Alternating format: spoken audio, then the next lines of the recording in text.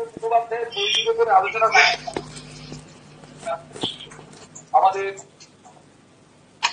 আজকে যে বিষয়টি আলোচনা করতে হচ্ছে, আমরা গতদিন শুরু করেছিলাম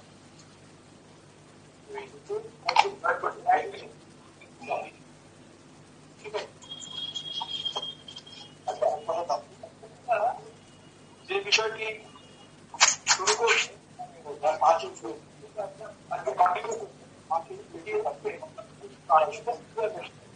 সাহস এবং অভয় হচ্ছে 7 নম্বর। আপনি যে 11টা অনেক কথা বলেছেন, যেগুলো আমাদের পূর্ণ যোগের পথে হতে সাহায্য করবে। 7 নম্বর হচ্ছে সাহস এবং অভয়।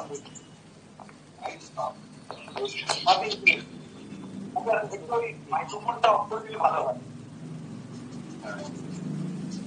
সাহস এবং অভয় আমরা গতদিনে আলোচনা করেছিলাম যে কারেজ অ্যান্ড ফিয়ারলেসনেস সাইকোলজিক্যাল পয়েন্ট দেখি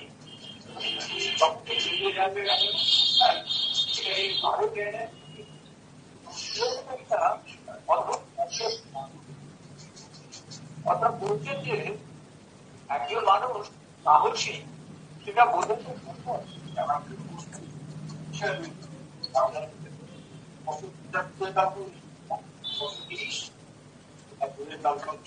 কিন্তু সাহস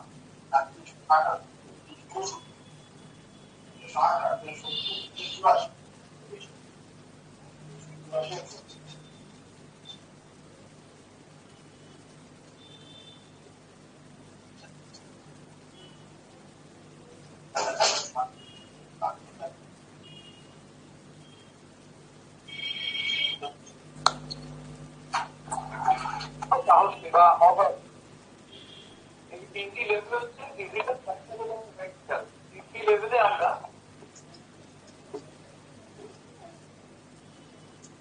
ফিজিক্যাল লেভেলে কারেজকে নিয়ে আসবো। তখন আমার ভেতর থেকে এইরকম একটা বিশ্বাস, এইরকম একটা ব্যাপার, এরকম একটা দৃঢ় ব্যাপার থাকতে হবে যে আমার শারীরিক থেকে, ফিজিক্যাল লেভেল থেকে একেবারেই অসম্ভব নয়। বলছেন তো physical should not know,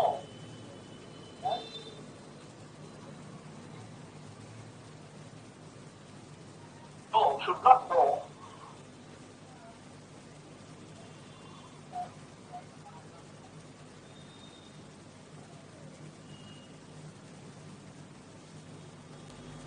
automatically আমার ভিতরে অভয়। তো এই যে জায়গাটা যেখানে উনি বলছেন the physical it is not important and it has been consecrated to the divine. এই বিশ্বাসটি একেবারে আমাদের ভেতরে খুব দৃঢ়ভাবে প্রতিষ্ঠিত থাকতে হবে। দ্বিতীয় বলছেন ভাইটাল। ভাইটালকে কি করে আমরা অভয়ের প্রতিষ্ঠা আনবো। এখানে দেখুন মায়ের কি চমৎকার মানে বিশ্লেষণ।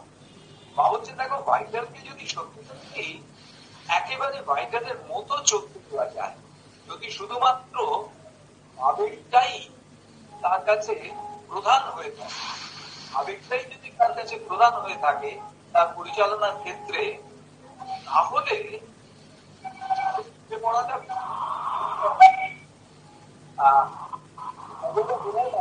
অন্তরা আছে, একটু টাইম দেখে নেবেন।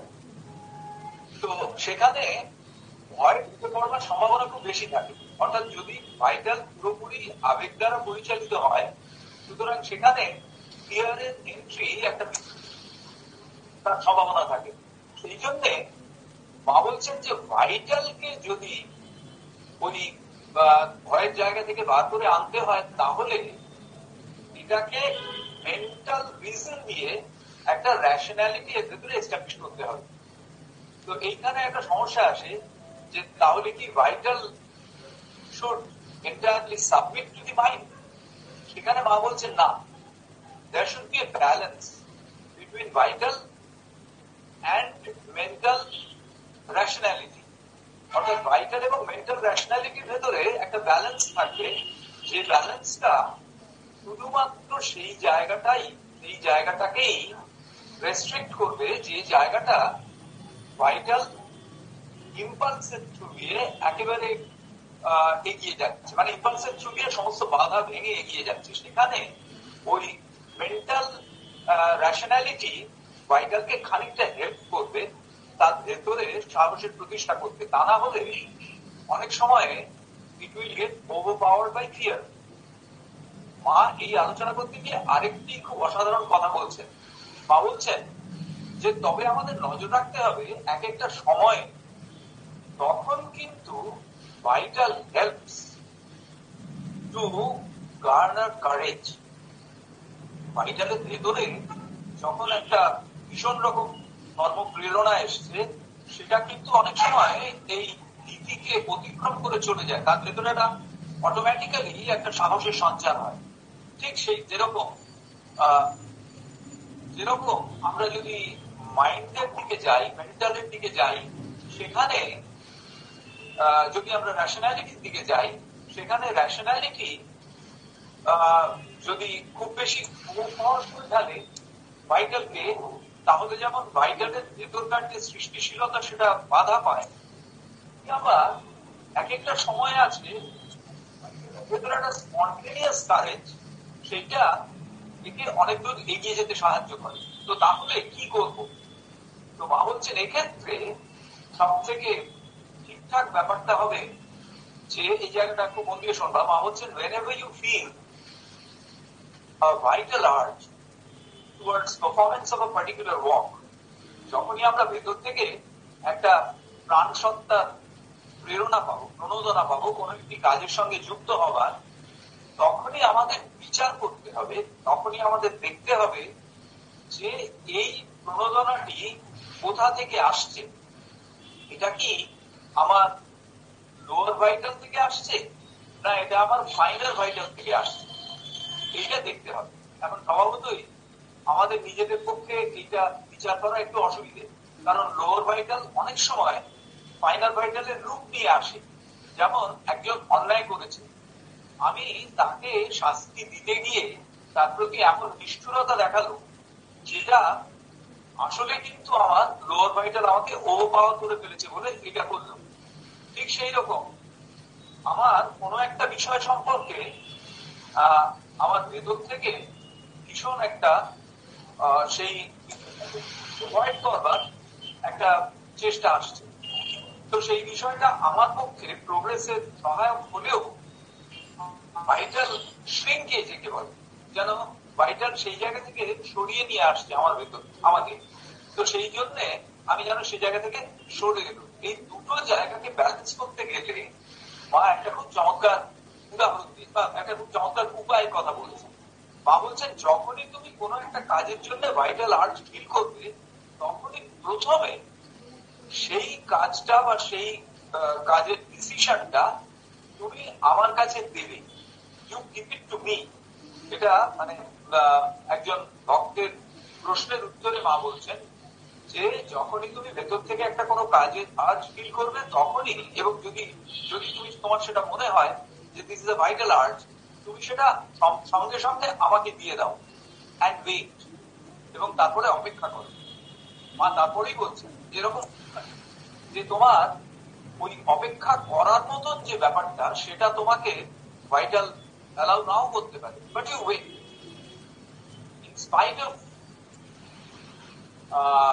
in spite of the earnestness from deep inside your vital consciousness, you allow the urge to get stopped for a while. যদি এইটাকে করা যায়, তাহলে দেখা যাবে যে সত্যি সত্যি সেই কাজের নেচারটা আমাদের কাছে পরিষ্কার হয়ে গেছে। এক, দুই হচ্ছে, তাহলে if it is offered to me, তাহলে অটোমেটিক্যালি আমি ওর ভেতরে আমার চেতনা থেকে সেই কারেজের সঞ্চার করব, যেটা তোমাকে পুরো কাজটা করতে সাহায্য করবে। সুতরাং ভাইটাল কারেজের ক্ষেত্রে ডিভাইন হচ্ছে সবচেয়ে বড় কথা। যত বেশি ভাইটাল আর্জকে, ভাইটাল ডিসিশনকে ভগবানের কাছে রাখা হবে, ভগবানের কাছে দেওয়া হবে যত সচেতন ভাবে, তত অটোমেটিক্যালি তার ভেতরে কারেজ তৈরি হবে। সবশেষে মা বলছেন মেন্টাল কারেজ, মনের দিক থেকে আমাদের যে কারেজ তার কথা বলছেন। Let your mind be capable of foreseeing perfections only. Let your mind be capable of foreseeing perfections only. Mind কি করে, যখনই আমরা কোনো কাজে যাই, দেখুন ভাইটাল এবং মাইন্ডের ক্ষেত্রে একদম উল্টো ব্যাপারটা হয়। ভাইটাল প্রথমেই আমাদের সেই কাজের ভেতরে নামিয়ে দেয়, এমন একটা জোরালো আর্জ তার মধ্যে থাকে যে আমরা সেই কাজের মধ্যে নেমে পড়ি, যুক্তি বাধা অগ্রাহ্য করি। আমার হাই ব্লাড সুগার আছে, আমার মিষ্টি খাওয়া বারণ, অনেকদিন মিষ্টি খাইনি, একেবারে ওই নকুরের দোকানের সামনে দিয়ে যেতে গিয়ে একেবারে ভাইটাল আমাকে ঠেলে ঢুকিয়ে দিল যে অনেকদিন খাওনি, একদিন খেলে কিছু হবে না। মাইন্ডের ক্ষেত্রে ঠিক উল্টো, যারা যারা মাইন্ডের ইনফ্লুয়েন্সে বেশি চলে তারা প্রতি মুহূর্তে একটা হিসেব কষে যাচ্ছে এইটা করলে আমার কি হবে। অর্থাৎ মা বলছেন যে মাইন্ড তার মতন করে তার সামনে একটা ফিউচারকে এনে দেয়, একটা ভবিষ্যৎকে এনে দেয়। এবং বেশিরভাগ ক্ষেত্রে সাইকিয়াট্রিস্টরা বলেন 75% অফ দ্য কেসেস মাইন্ড একটা নেগেটিভ কিছু তার সামনে এনে দেয়। কেন এনে দেয়? এক্ষেত্রে সাইকিয়াট্রিস্টের বক্তব্য হচ্ছে যে মাইন্ড সামনে একটা নেগেটিভ কিছু এনে দেয়, তার কারণ সাইকোলজিস্টরা বলেন তার কারণ হচ্ছে যাতে এতটুকু কাজটা করতে গিয়ে এতটুকু অসুবিধার সম্মুখীন আমাদের না হতে হয়। তাই জন্য মাইন্ড অটোমেটিক্যালি একটা যেন ওই চেকের ব্যাপার, একটা যেন ব্যাপারটাকে বুঝে নেওয়ার জন্য একটা নেগেটিভ পিকচার আমাদের সামনে পোর্ট্রে করে। এই করতে করতে মাইন্ডের ভেতর একটা স্বাভাবিক নেগেটিভিটি চলে আসে। বা হচ্ছে এই জন্য এই যে ফোর্সিং সামথিং নেগেটিভ, এটা থেকে আমাদের বেরিয়ে আসতে হবে just to foresee all the time the positive aspects of the world. এটা যেই আসবে অটোমেটিক্যালি আমার ভেতরে একটা সঞ্চার হবে। তার আগে পর্যন্ত যত আমরা নেগেটিভিটি দেখতে পাবো তত আমাদের ভেতরে একটা ভীতির সঞ্চার ঘটবে, ফিয়ারলেসনেস চলে আসবে। সুতরাং মাইন্ডের ক্ষেত্রে হচ্ছে ফোর্সিং পারফেকশন, এবং এটা একটা অভ্যাসের উপর নির্ভর করে যে যত আমরা কোনো একটা বিষয় ভাবতে গিয়ে তার পজিটিভ অ্যাসপেক্ট গুলো ভাববো, তার সঙ্গে ডিভাইনের কন্ট্যাক্টের কথা ভাববো, তত আমাদের ভেতরে ওই পজিটিভ ফোরসাইটটা তৈরি হবে এবং সেটা আমাদের মাইন্ডে একটা সাহসের সঞ্চার করবে। সুতরাং মেন্টাল, ভাইটাল এবং ফিজিক্যাল এই তিনটে জায়গায় কিভাবে আমরা সাহসকে প্রতিষ্ঠিত করব সেটি মা বলেছে। এবারে মায়ের লেখার একটা অংশ আমি পড়ছি, যেখানে খুব চমৎকার করে এই বিষয়টিকে মা বলছেন। এখানে বলছেন face everything with a constant consciousness of the divine presence.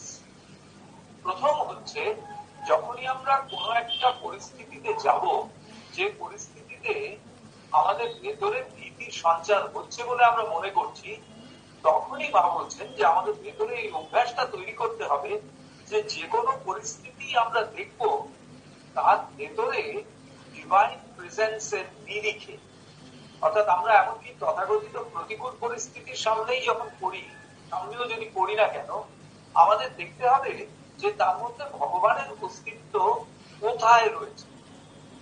তাহলে কি ভগবানের অস্তিত্ব কোথায় রয়েছে জানতে গেলে আমাকে প্রথমে এই বিশ্বাসে স্থিত হতে হবে যে ভগবানের অস্তিত্ব সেখানে রয়েছে। তাহলে এক নম্বর হলো face everything with a constant consciousness of a divine presence. দ্বিতীয়, with a total self-giving to the divine. সম্পূর্ণরূপে ভগবানের কাছে আমি নিজেকে দিয়ে দিচ্ছি। কাজটা কথা, this is not my work, this is a work to be undertaken by the divine through me. সেজন্য I am offering myself to the divine. তাহলে প্রথম হচ্ছে find out the presence, constant presence. দ্বিতীয় হচ্ছে offer one's own self to the divine to perform the work. Third হচ্ছে the whole being should be unified surrounding the divine will. সমস্ত সত্তার প্রতিটি অংশ যে দিব্য ইচ্ছা এই ঘটনাটি ঘটাচ্ছেন তার চারদিকে যেন বিন্যস্ত থাকে। তো সভাপতি প্রশ্ন করা হয়েছে মাকে যে how is it possible for people like ourselves to arrange each and every part of my existence surrounding the divine will. কারণ আমরা তো ভগবানের ইচ্ছাকেই চিনতে পারি না, সুতরাং তার চারদিকে আবার কি করে আমরা আমাদের অস্তিত্বের সন্নিবিষ্টা করবো, বিন্যস্ত করবো। তার উত্তরে মা বলছেন যে এর সব থেকে সহজ সমাধান হচ্ছে যে তুমি যখনই কোন একটা এইরকম পরিস্থিতিতে যাচ্ছ, যখনই তুমি এরকম একটা পরিস্থিতির মধ্যে ঢুকছো, তখনই প্রথমেই কনস্ট্যান্টলি ভগবানের কথা চিন্তা করতে করতে ব্যাপারটাই ঢুকবো, ভগবানের কথা ভাবতে ভাবতে। যত বেশি ভগবানের সঙ্গে তোমার কনসিয়াসনেসকে কানেক্ট করে রাখতে পারবে, তত দেখবে যে divine himself is arranging the components of yourself surrounding his will.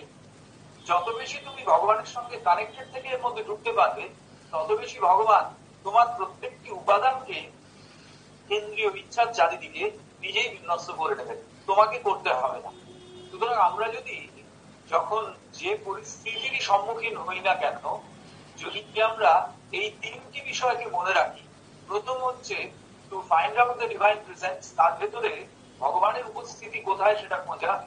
দ্বিতীয় হচ্ছে যে যদি আমরা সম্পূর্ণরূপে নিজেকে ভগবানের ইনস্ট্রুমেন্টের মতো দিয়ে দিতে পারি, এবং তৃতীয় হচ্ছে আমাদের সমস্ত অস্তিত্বের সব ব্যাপারটা দিব্য ইচ্ছার চারিদিকে বিন্যস্ত করতে পারি, তাহলে আমাদের ভিতরে অটোমেটিক্যালি, তারপরে কি বলছেন, then one can go forward in life, can face anything whatever I say without a shudder, without a vibration.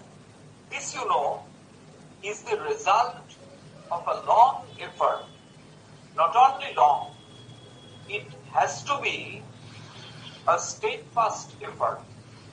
দুটি কথা বললেন, যেটা একটা দীর্ঘ পথ, টুক করে ব্যাপারটা হবে না, এটার সঙ্গে লেগে থাকতে হবে। প্রথমত এটা দীর্ঘ পথ, এবং দ্বিতীয়ত এই অভ্যাসটার সঙ্গে লেগে থাকা। এই যে তিনটে পয়েন্ট, যে কোনো পরিস্থিতিতেই যাওয়ার সময় এই তিনটে পয়েন্টে আমি একেবারে স্টেডফাস্ট থেকে অ্যাটাচ করবো।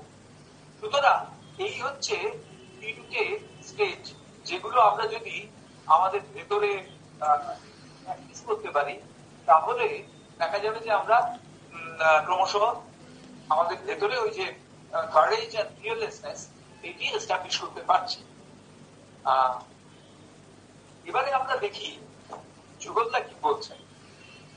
যুগলদা খুব চমৎকার এক জায়গায় লিখছেন, মানে এই বিষয়টি বলতে গিয়ে লিখছেন, মানে ব্যাখ্যা করতে গিয়ে লিখছেন যে এটা একেবারে সত্যি যে পূর্ণযোগের সাধকের ক্ষেত্রে সাধনার প্রতিটি জায়গায় সাহসকে নিয়ে না এলে পূর্ণযোগের ক্ষেত্রে অগ্রগামী হওয়া যায়।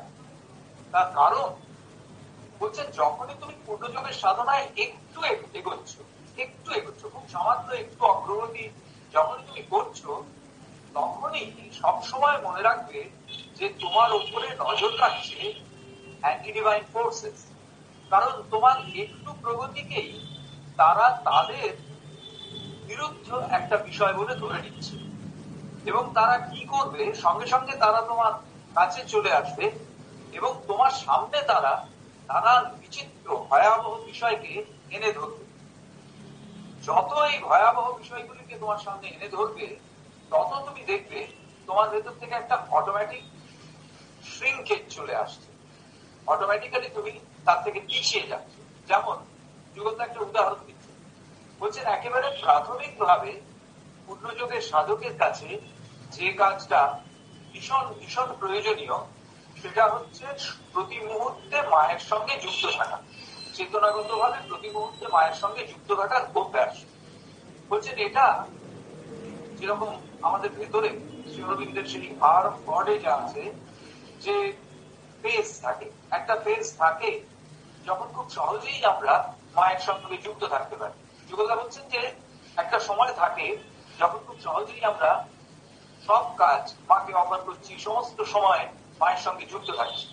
থাকতে থাকতে এমন এক একটা সময় আবার চলে আসে যখন ভেতরকার ভাইটাল এত জোরালো হয়ে ওঠে, নানান রকম দাবি দাবি নিয়ে এত সামনে চলে আসে যে for not all moments I remain connected with the divine, with the mother. এই জায়গাটা, এই সময়টা, যেরকম শ্রী অরবিন্দ বলছেন, যুগলদা তেমনি বলছেন, এই সময়টা হচ্ছে সব থেকে বড় চ্যালেঞ্জ আমাদের পক্ষে, যে আমরা যেন সবসময় ভুলে যাওয়ার ব্যাপারটাও মনে রাখি। এখানে বলছেন we should remain conscious about the forgetfulness. আমরা যে ভুলে গেছি কিছুক্ষণ মাকে স্মরণ করতে, এটা মনে পড়ে আমাদের। কিরকম হয়, আমরা একেবারে প্র্যাকটিক্যাল অভিজ্ঞতা, আমাদের প্রত্যেকেরই এই অভিজ্ঞতা আছে যে যে কোনো কাজে যুক্ত রয়েছি, আমরা মাকে স্মরণ করছি, করতে করতে হঠাৎ এমন একটা হই হই করা আনন্দের মধ্যে আমরা পড়ে গেল যে কিছুক্ষণের জন্য মাকে ভুলে গেছি, একদম সেই আনন্দের জোয়ারে যেন ভেসে যাচ্ছে।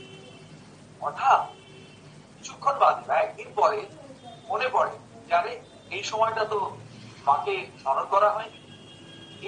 এই যে মনে পড়া, তার মানে আমার ভেতরে কোথাও একটা আজ রয়েছে মায়ের সঙ্গে যুক্ত থাকা। হয়তো বাইরের পরিস্থিতি আমাকে সরিয়ে নিয়ে গেছে, কিন্তু সেই আর্টসটি রয়েছে। সেই জন্য জগৎটা বলছেন যে আটমোস্ট চেষ্টা করা দরকার, বিশেষত সেই সময় যখন আমরা বুঝতে পারছি যে মায়ের সঙ্গে যুক্ত থাকতে পারছি না, মায়ের সঙ্গে যুক্ত থাকার চেষ্টা। এটা কিভাবে করা হবে বলছেন, তখন তুমি মায়ের লেখা পড়ো, মায়ের বই পড়ো, মায়ের যে কোনো কাজের সঙ্গে নিজেকে যুক্ত রাখো, মায়ের ছবি রাখো সঙ্গে, সিম্বল রাখো, মাঝে মাঝে দেখো, যেহেতু তুমি কনসিয়াসলি চিন্তার দিক থেকে মায়ের সঙ্গে যুক্ত থাকতে পারছো না। তা না হলে কি হবে, ওই যে গ্যাপগুলো অ্যান্টিডিভাইন ফোর্স গুলো ওর জন্য ওত পেতে থাকে। যেই তুমি সমস্ত সময় মাকে অফার করতে পারছো এবং তুমি অন্তরে একটা আনন্দ অনুভব করছো মায়ের সঙ্গে যুক্ত থাকবার, ওরাও কিন্তু তোমার খুব কাছে এসে তোমার উপরে নজর রাখছে। যে মুহূর্তটা তুমি ভুলে যাচ্ছ, সঙ্গে সঙ্গে ওরা ঢুকে পড়ছে, তোমার ভাইটালকে হেল্প করছে তোমাকে ভাসিয়ে নিয়ে যেতে, এবং তোমার সামনে একটা ভয়ঙ্কর কিছু তুলে ধরছে যে দেখো তুমি এটা করছো বটে, কিন্তু তাতে তোমার এই হতে পারে। বলছেন, all hostile forces of the subtle worlds are ever on alert to detect even the slightest trace of trepidation in the sadhuk's consciousness. Trepidation মানে হচ্ছে আমার ভবিষ্যতে খুব ভালো হবে না, এরকম একটা আগাম মনোভাব, একরকমের ভয়। এটাতে আমার বোধ হয় ভালো নাও হতে পারে। কখন এটা আসে, যখন আমরা মায়ের সঙ্গে যুক্ত নেই, তখনই আমাদের রেশনালিটি ওর সঙ্গে ঢুকে পড়ে। আর স্বভাবত এই রেশনালিটির কাজ হচ্ছে একটা নেগেটিভিটিকে প্রজেক্ট করা, সেইটা আসে। যেই আমার ভেতরে এটা এলো, সঙ্গে সঙ্গে the hostile forces from the subtle worlds, যারা খুব তারা এন্ট্রি নিয়ে নেয়, এবং যেই এন্ট্রি নিয়ে নিল কি হলো না, so that they can use it as a convenient point d'appui, অর্থাৎ একে সাপোর্ট করা, একে সাপোর্ট করবে। এই আমার যে যুক্তি আমাকে যে মনোভাবটা, যে নেগেটিভিটির মনোভাবটা দেখালো, এটাকে সাপোর্ট করে বাড়িয়ে তুলবে, to throw down the already built edifice of the sadhana. যতটুকু আমি খুব সামান্য, হয়তো একটা ইটের লেয়ার বাঁধা হয়েছে, এইটুকুকেও যেন যাতে সে একেবারে ধ্বংস করে দিতে পারে, সেই জন্য ওই ফাঁক দিয়ে সে ঢুকে পড়বে। সুতরাং এই জায়গাটায় আমাদের সতর্ক থাকতে হবে। আরেকটি কথা কতদিন আমরা আলোচনা করেছিলাম, আরেকবার আজকে বলে নেব, সেটি হচ্ছে শ্রী অরবিন্দ বলছেন যে কারেজের সঙ্গে সঙ্গে আরেকটা জিনিস যেটা আমাদের এই কারেজকে এগিয়ে নিয়ে যেতে সাহায্য করে, সেটা হচ্ছে লাভ। লাভ বা ভালোবাসা।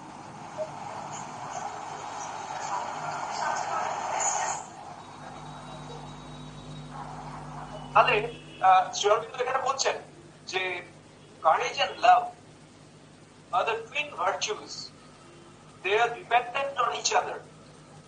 These two are absolutely indispensable for the progress in sadhana.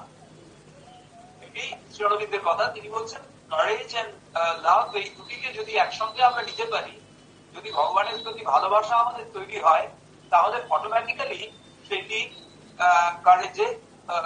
Courage তৈরি করতে সাহায্য করবে, মানে আমাদের কারেজিয়াস শরীরকে সাহায্য করবে। আচ্ছা, সব শেষে আমরা মায়ের আরেকটি কোটেশন দিয়ে শেষ করব। এখানে বলছেন, fear is an impurity, one of the greatest impurities, one of those which come most directly from the anti-divine forces which want to destroy the divine action on earth. বলছেন, fear, ভয় হচ্ছে একটা impurity, এটা একেবারে আসে কোথা থেকে?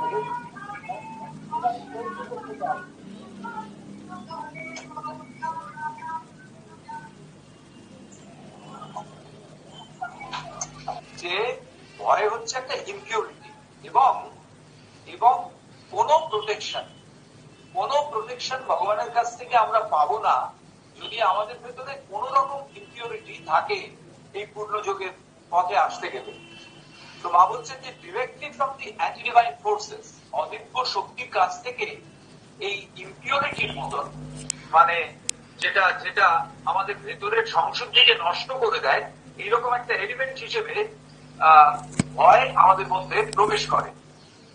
And the first duty of those who really want to do yoga is to eliminate from their consciousness, with all the might, all the sincerity, all the endurance of which they are capable, even the shadow of a fear. তিনটি কথা মা বললেন। প্রথমত, মাইট, তার যত শক্তি সেইটিকে কাজে লাগাতে হবে। একদম প্রথমে আমাদের মানসিক শক্তি যা আছে সেটিকে কাজে লাগাতে হবে। দ্বিতীয়, শুধুমাত্র মানসিক শক্তি নয়, সেই মানসিক শক্তির প্রয়োগটা হতে হবে sincere, that should be done with sincerity. তৃতীয় হচ্ছে এনডিউরিং, অর্থাৎ এমন নয় যে কিছুক্ষণ পরে ক্লান্ত হয়ে ছেড়ে দিলাম, এর সঙ্গে লেগে থাকতে হবে, ধৈর্য ধরে এইটিকে কাজে লাগাতে হবে। সুতরাং with mind, with endurance and with sincerity আমাদের ভেতরে এই আর্জকে কাজে লাগাই যে আমরা সাহস, ভয় থেকে বেরিয়ে আসবো, তাহলে অবশ্যই আমরা এর থেকে মুক্তি পেতে পারবো। তো এই হলো সাহস এবং ফিয়ারলেসনেস, ভয়হীনতা, আমাদের যে 7th বেসিক অ্যাটিটিউড সেটি। 8 নম্বর আমাদের সকলের পক্ষে ভীষণ ভীষণ জরুরি। এর খানিকটা আমরা ওই অভয়ের আলোচনাতেও পেয়েছি। পেশেন্স এন্ড পারসিস্টেন্স, ধৈর্য এবং অধ্যবসায়। দেখুন, ধৈর্য এবং অধ্যবসায় বললে প্রথমেই আমাদের যেটা মনে পড়ে, বুঝতে পারি আমরা আর কি, সেটা হচ্ছে যে সেই একটা পুরনো প্রবাদ আছে না, Rome was not built in a day. একদিনে কোনো বড় কিছু তৈরি হয় না। যুগলদা এখানে বলছেন যে ইন্টিগ্রাল যোগ বা পূর্ণ যোগের ক্ষেত্রেও অল্প সময়ের ভেতরে একে অধিগত করার কোন উপায় নেই। প্রথমেই আমাদের যেন একটা বড় ধাক্কা আসে। মা যেমন বলেছেন যে তোমরা মনে করো না খুব সহজেই সাকসেস পেয়ে যাবে, তোমরা মনে করো না খুব সহজেই এই যোগের পথে তোমাদের অগ্রগতি ঘটবে। কেন সহজে হবে না? কেন ধৈর্যের প্রয়োজন? কেন সময় লাগে?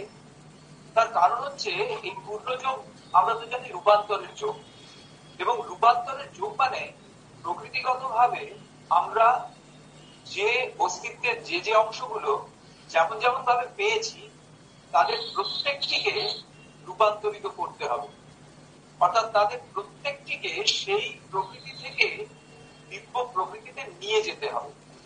এই যে একেবারে স্রোতের বিরুদ্ধে যাত্রা, যেটা যেরকম হতে চাইছে সেটাকে অবিকৃত, এমন নয় যে তাকে একেবারে ধ্বংস করে দিচ্ছে, সেটাকে ঠিক গঠনগত ভাবে সেই রকম থাকবে, অথচ তা প্রকৃতিগত ভাবে বিবাহিত হয়ে উঠবে। এই যে কাজটি, এই কাজটি খুব চট করে হবার কাজ নয়, এটা শুনলেই বোঝা যায় যে খুব চট করে হবার কাজ। উদাহরণ থেকে এটি আমরা দিতেই পারি যে কেউ যদি আমাকে আঘাত করে, আমার ভেতর থেকে প্রতিবর্তী ক্রিয়া হিসেবে একটা প্রত্যাঘাত তার দিকে এগিয়ে যায় খুব স্বতঃস্ফূর্ত ভাবে। কেউ আমাকে যদি একটা আঘাত করে, তার দিকে একটা প্রত্যাঘাত আমি করি। কেউ যদি আমাকে খারাপ কথা বলে, আমি তার চেয়ে বেশি খারাপ কথা তাকে বলি। এটা একটা আমার ভেতরের স্বাভাবিক প্রবৃত্তি, তার থেকে আমরা এটা করি। একটু একটু করে এই বিষয়টাকে, এটা খুব কঠিন।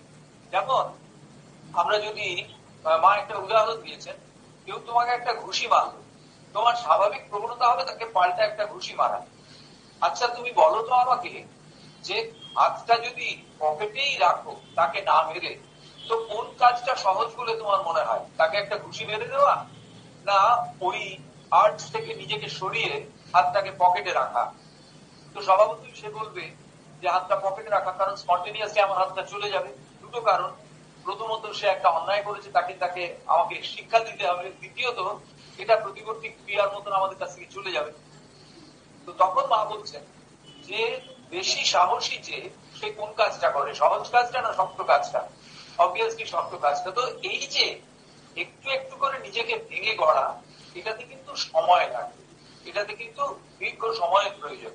তাই জন্য এখানে বলছেন every sadhak of this path has to clearly understand that from the very beginning a spirit of impatience on the one hand and the building up of the spiritual life on the other are totally incompatible with each other. অধৈর্য এবং অধ্যাত্ম জীবন, এই দুটি কিন্তু কোনোভাবেই একে অপরের সঙ্গে মিলবে না, অর্থাৎ একটা আরেকটা সম্পূর্ণ বিপরীত।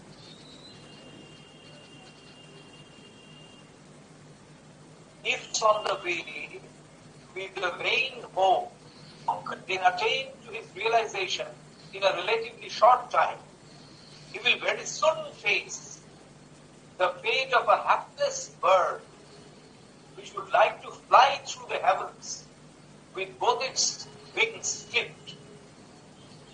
অসাধারণ লেখা, মানে আমি এই বাক্যটি পড়লো এই কারণে যে যুগলদার রচনা শৈলী অসাধারণ।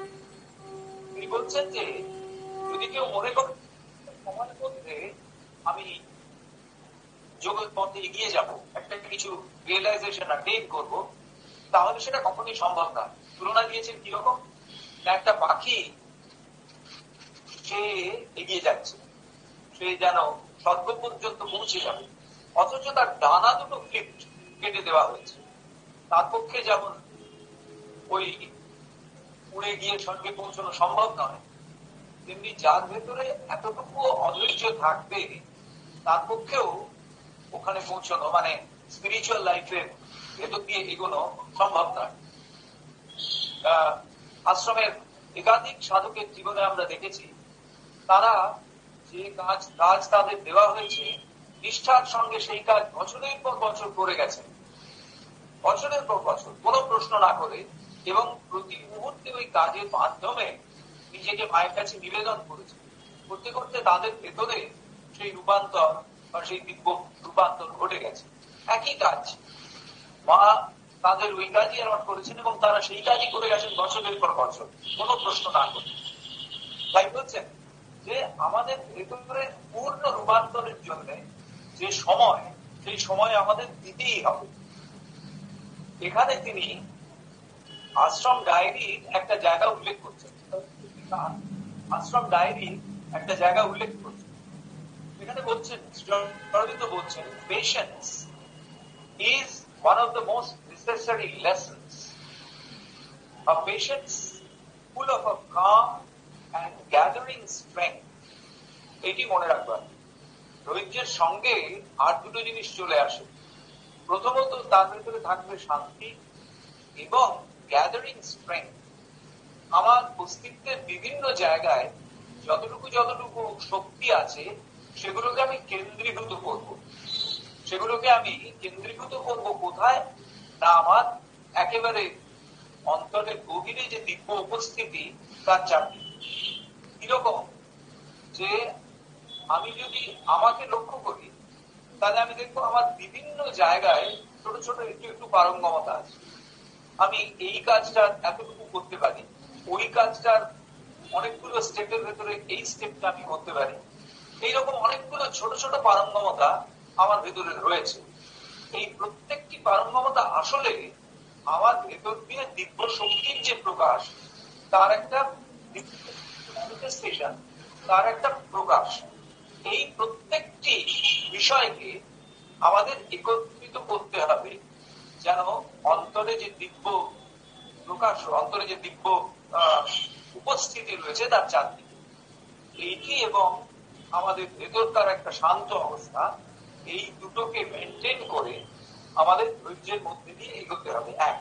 দুই বলছেন শ্রী অরবিন্দের লেখা, those who hope violently despair swiftly, neither hope nor fear, but be sure of God's purpose and thy will to accomplish. পরিষ্কার আমাদের জন্য উপদেশ। প্রথম বলছেন যারা খুব ভায়োলেন্ট, মানে খুব ভীষণ ভাবে হই করে যারা আশা করে এই করবো এখানে যাবো এই আমার অগ্রগতি ঘটবে, এরকম ভয়ানক আশা যাদের থাকে তারা খুব সহজে হতাশ হয়ে পড়ে। কারণ ওই যে ভায়োলেন্ট হোক সেটা তো কখনোই সম্পূর্ণ হতে পারে না, কারণ একটু একটু করে আমাদের ভিতরে রূপান্তর আসছে একটা দীর্ঘ পদ্ধতি। সুতরাং খুব swiftly they start, they despair খুব very swiftly. দ্বিতীয় বলছেন neither hope nor fear, আশাও যেমন করবে না তেমনি ভয়ও করবে না। অরবিন্দকে জিজ্ঞেস করা হয়েছিল যে আমাদের নীলন্দা জিজ্ঞেস করেছিলেন যে আচ্ছা এই বইগুলো রিভিশনের জন্য বাকি আছে, তো আপনি কি আগামী এতদিনের ভেতরে এই রিভিশনটা শেষ করে দেবেন? তাহলে আমি পাবলিশারকে বলতে পারি এই বইগুলো এই ফেজে রেডি করা হবে। শ্রী অরবিন্দ তাদের বলেছিলেন যে আমি কখনোই কোন রকম টাইম লাইন নিয়ে কাজ করি না, অর্থাৎ এত তারিখের ভেতরে এই সময়ের ভেতরে আমি শেষ করে দেব, এই সময়ের পরে আমি এইটা শুরু করবো, এভাবে আমি কাজ করি না। আমার ভেতরে কাজের যে স্বাভাবিক ফ্লো আসে সেই অনুসারে আমি কাজ করি। কারণ শ্রী অরবিন্দের কাজ তো একেবারেই অন্য ধারায় প্রবাহিত। তো সেখানেই উনি বলছেন neither hope nor fear, but be sure of God's purpose, ভগবানের উদ্দেশ্য। সেই আমরা মায়ের একটি লেখাতে পড়ছিল what thou will, অর্থাৎ তুমি যা ইচ্ছা করো সেইটি আমার ভিতর দিয়ে যেন রূপায়িত হয়ে ওঠে। what thou will, এখানেও তাই বলছেন যে but be sure of God's purpose and আরেকটা কি thy will to accomplish, তোমার ভেতরে কাজটা করবার একটা ইচ্ছা থাকে। to accomplish there should be a strong will within yourself. তো এই যে স্ট্রং উইল, এইটা হচ্ছে যখন আমার ভাইটাল সম্পূর্ণরূপে ভগবানের কাছে নিবেদিত হবে তখন তার ভেতরে ওই ইচ্ছার একটা প্রবলতা, মানে একটা দাহ্য তৈরি হবে যে আমি এটাকে করবই, শেষ করবই। একই সঙ্গে এটাও থাকবে যে আমার কোনো আশা নেই যে এত তারিখের মধ্যে এই দিনের মধ্যে এটাকে শেষ করে নেব।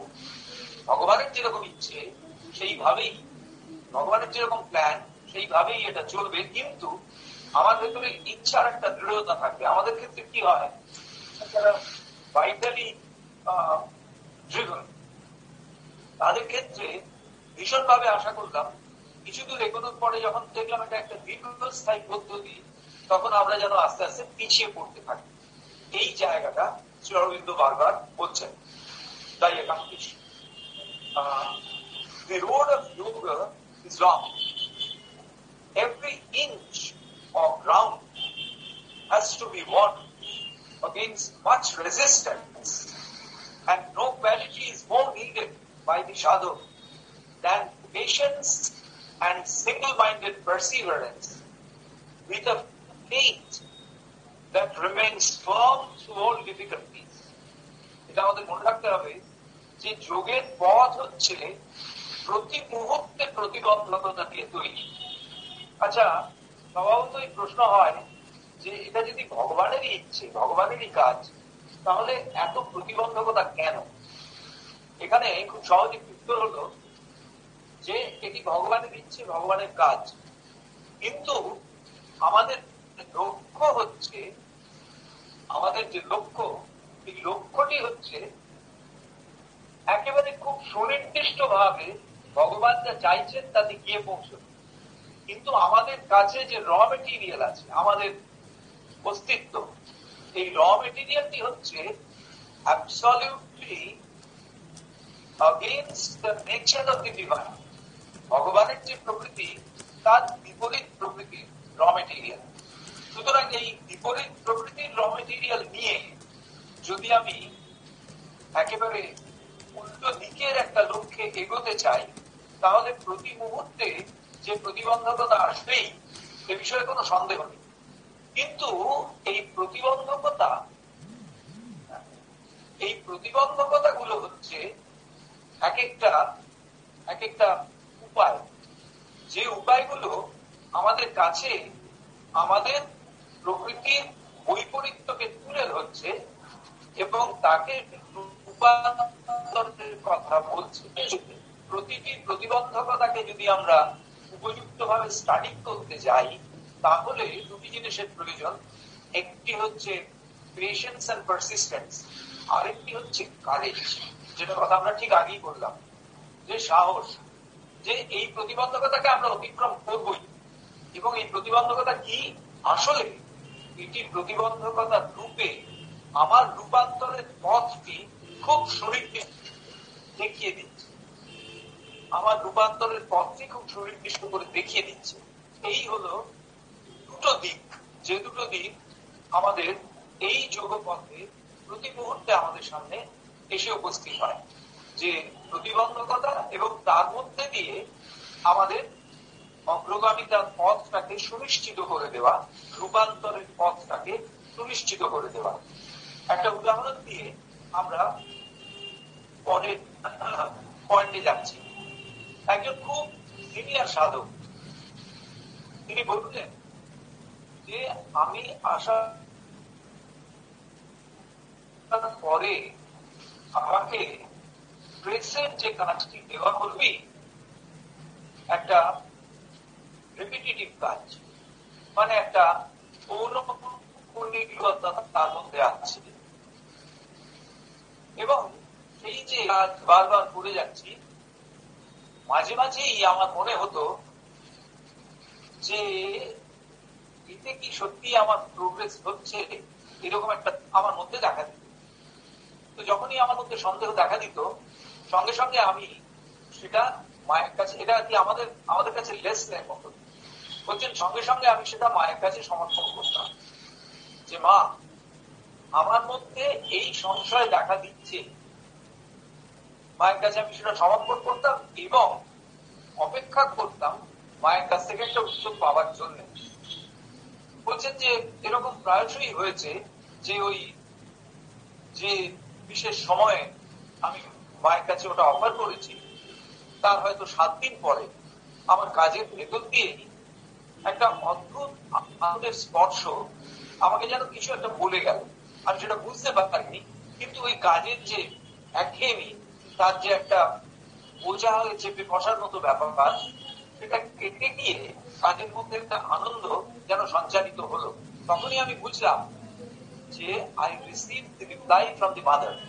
আমাদের কাছে এটা হলো 1 নম্বর সিগন্যাল যে আমরা যেমন এইসব ক্ষেত্রে মায়ের কাছে সমর্পণ করব, একই সঙ্গে আমার ভেতরের যে উন্মুখ রেখে দেব, কোনোভাবে মায়ের কাছ থেকে একটু স্পর্শ যদি আসে সেটা যেন মিস না হয়। সুতরাং আমাদের কনসিয়াস থাকতে হবে। দ্বিতীয় আরেকটা জায়গা বলছেন যে একবার এমন হয়েছে থেকে আমি বেরোতে পারছি না। সে ব্যাপারটা কিরকম ছিল বলছেন, কোনোভাবেই প্রেসের সেই সময় যারা কর্মী তাদের মধ্যে একটা অসন্তোষ তৈরি হয়েছে, যারা বাইরের পেইড স্টাফার, একটা অসন্তোষ তৈরি হয়েছে। সে তারা একেবারে আমাকে একটা স্মারকলিপি দিয়েছে যে এই আমাদের চাই, তা না হলে আমরা কাজ করবো না। এবং তাতে যার সমস্ত দাবি আছে সেগুলো তো মেনে নেওয়া সম্ভব নয়, অথচ ডিসিশন মেকিং এর জায়গায় আমি আছি, আমাকেই সেই কাজ করতে হবে। বলছেন আমি মাকে অফার করছি যে তাদের সঙ্গে কথা বলে যাচ্ছি, কোনো সমাধান সূত্র আসছে না, এবং মাকে আমি অফার করছি। বলছেন করতে করতে একদিন প্রায় 4-5 দিন কেটে গেছে। একদিন আমি যখন ওই প্লেগ্রাউন্ডে মাকে প্রণাম করছি বিকেলবেলা, প্রণাম করে ওঠার পরে দেখলাম আমার দিকে পূর্ণ দৃষ্টিতে তাকিয়ে মায়ের মুখটি যেন স্মিত ভাসিতে উদ্ভাসিত হয়ে উঠেছে। প্রত্যেকদিন মা আমার দিকে তাকান, কোনো দিন করে গানটা আমার মাথায় এরকম বিভিন্ন সময় অনুভব হয়।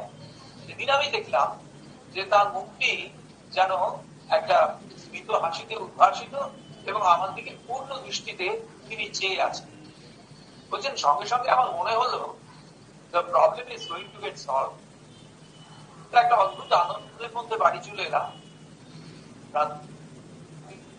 অতিবাহিত হওয়ার পর পরের দিন সকালবেলা অন্যান্য দিনের থেকে একটু তাড়াতাড়ি প্রেসে গেছি, গিয়ে দেখি যারা আমার কাছে স্মারকলিপি পেশ করেছিল এবং তাদের আমি যে নানান রকম বিকল্প সমাধান সূত্র দিয়েছিল সেগুলো কোনোটাই তাদের পছন্দসই ছিল না। তার আমার কাছে সকালবেলা এসে আমারই সমাধান সূত্র নিয়ে আলোচনা করলো। একটা অদ্ভুত সমঝোতা তৈরি হয়ে গেল। এতদিন তারা যেটা মানছিল না সেটা আজকে মেনে নিল। তো বলছেন আমার ভেতরে তখন আরেকটা প্রশ্ন এলো যে তাহলে যদি এটাই হবে, যদি মায়ের শক্তি কাজ করেই এই কাজটা করে দেবে, তাহলে এতটা সময় কেন গেল? এতটা সময় আমি আমার কেন প্রয়োজন হলো এর জন্য? মা তো প্রথম দিনেই করে দিতে পারতেন যখনই আমি মাকে ওটা অফার করেছি।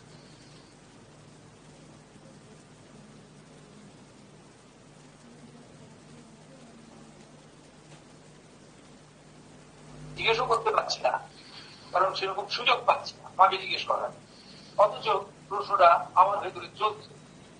বেশ কিছুদিন পরে বেলা ঘুমিয়ে আছি, স্বপ্নের মধ্যে কোন একটা ভয়েস আমাকে বলল যে meanwhile there is a change in your consciousness which you cannot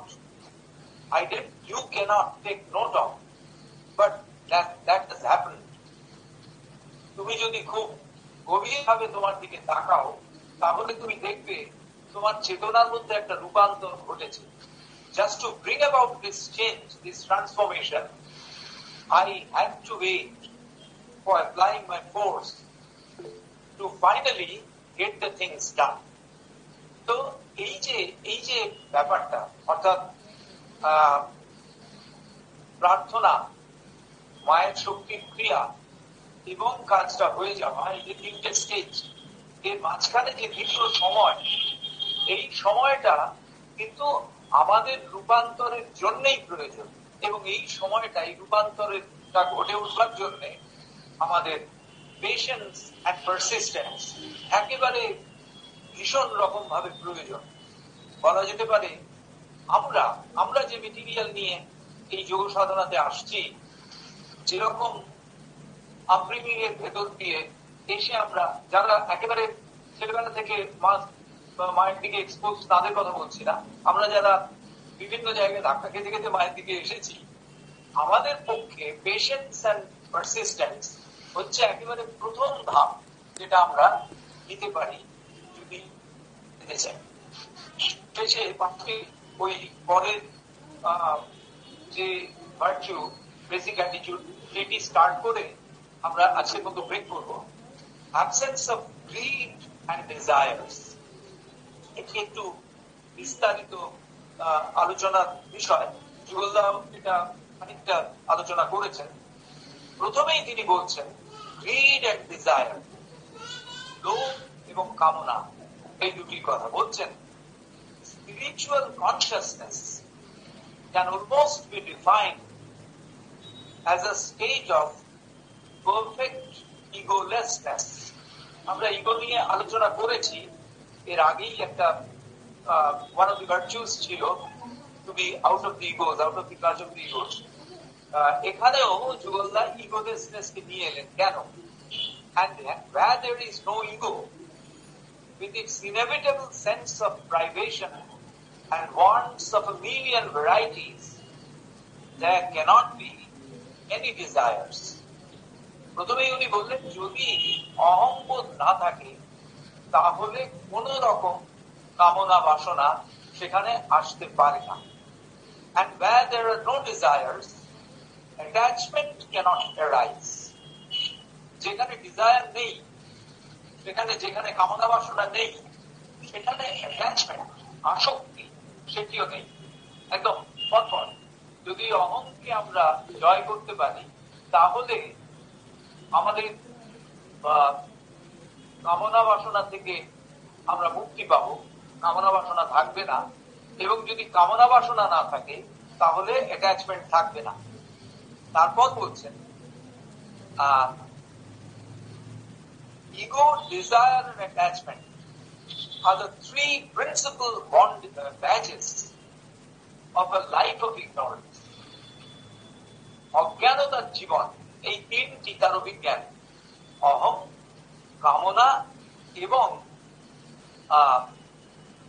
কামনা এবং তৃতীয়টি হচ্ছে ইগনোরেন্স। তো এই অ্যাটাচমেন্ট, এই যে তিনটি অহং, কামনা এবং আসক্তি, এই তিনটি হচ্ছে ইগনোরেন্সের একেবারে প্রধান তিনটে পিলার, যে তিনটি আমাদের মধ্যে নিয়ে আসে। সাধনা means nothing else but a deliberate and conscious effort on the part of the individual to escape from this prison house of ignorance and to be reborn in the freedom of the spirit. এই যে তিনটি বাক্য যুগলদা একেবারে আমাদের জীবনে মানে জীবন বেদ করে নেওয়ার মতো। দ্বিতীয় বাক্যটিতে বললাম nothing else but a deliberate and conscious effort, একটা সচেতন এবং ডেলিবারেট এফর্ট, আমরা যেটা ইচ্ছে করে করছি, to part on the part of the individual to escape from the prison of